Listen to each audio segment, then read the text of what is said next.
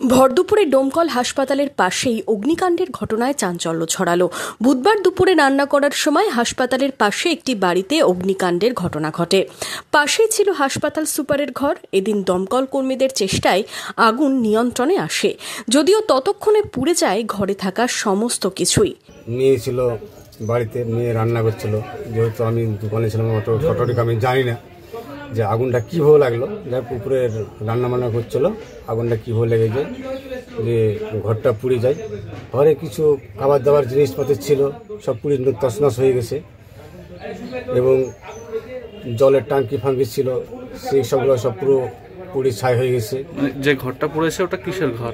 ওটা মানুষেরই ঘর এবং ওখানে খাদ্য খাবার রান্না বান্না করার ঘর ছিল, খাদ্য খাবার রাখা থাকতো। এই আগুন লাগার ঘটনায় সাময়িকভাবে আতঙ্কিত হয়ে পড়েছেন রোগীর পরিজনেরা।